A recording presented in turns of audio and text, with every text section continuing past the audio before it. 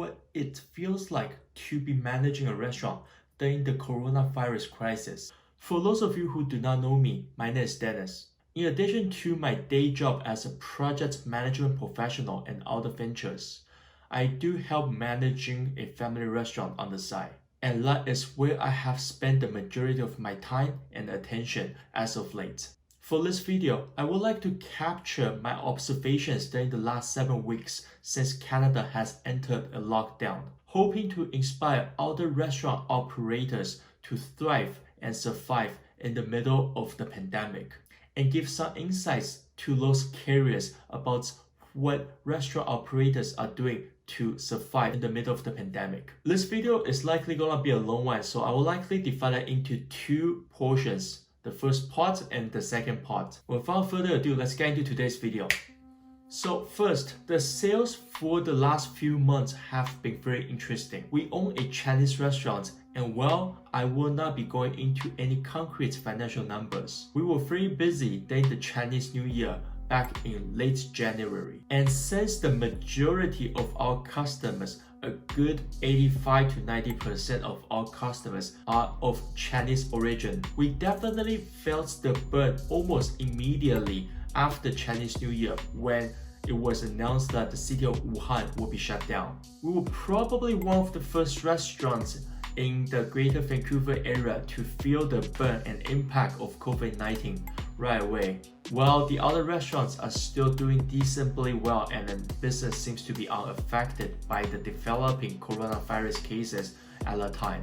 Sales in the months of February and March were probably 20% of what they used to be. It is my personal observation that other restaurants serving different types of cuisine remain largely unaffected until mid-March, when the government of Canada issued a travel ban and shutting down its borders, followed by all the dining services to be stopped, followed by stay-at-home orders and what is known as social distancing and physical distancing. As someone who has worked in the restaurant and services industry for over 7 years, there is really nothing worse than seeing all the empty seats and staff pretending to be busy when you know there's nothing happening at all. Unfortunately, we had to let a lot of staff go as things took a turn for the worse just to survive.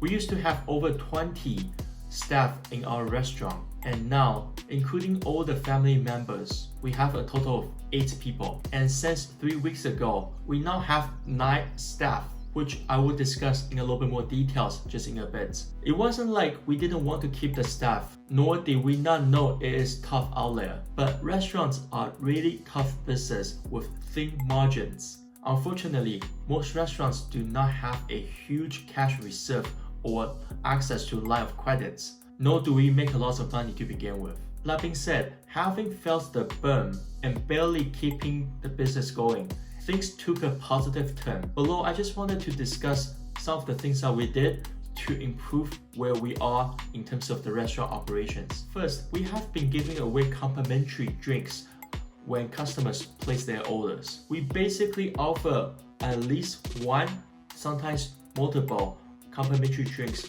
when people place their orders. Now, in tough times like this, I have personally seen many different restaurants having a banner saying that 10% off, 15% off, sometimes even 25% off for all takeout orders. But for the most part, we have been able to keep our original prices before the shutdown, while still keeping our customers. One thing I would also like to add is that online reviews seem to be more positive after we started giving out complimentary drinks. At one point, our rating on a major delivery partner was 8.7 a couple months ago, and we recently ranked 9.4 out of 10 on their platform. Now, obviously, I don't have enough scientific data to support the correlation between the two, but for my own personal observation, this seems to be enhancing the rating that we have. Secondly, we have been exploring a lot of alternatives.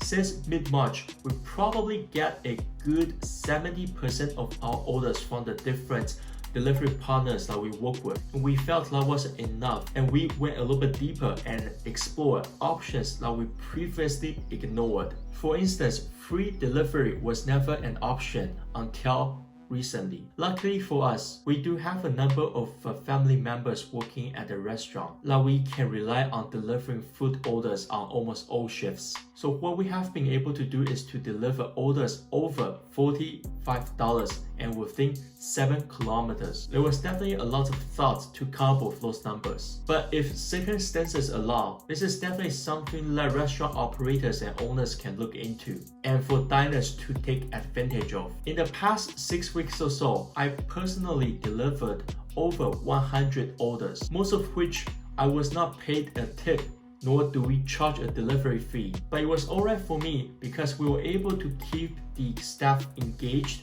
and deliver good food to customers and while still making a little bit money. Additionally, something that I must admit is that my wife does a much better job than me in terms of quality control. At times, my priority is to get the orders out of the kitchen and to the hands of the customers. But now our reputation is more important than ever. Each mistake may be magnified under the microscope, and we did have one angry and not so nice customer posting an image of an overcooked dish on a major delivery partner's website. And that is something that we have been trying to avoid at all costs ever since then. Now, the third thing I would like to discuss is something I call group deliveries. This is basically connecting people who do not live too close to our restaurant, but A, still want to enjoy great food from our restaurant, and B, people who do not want to pay heavy delivery fees to the couriers. So what we have done in the past 4 weeks or so is basically forming different social groups. In many of the cases,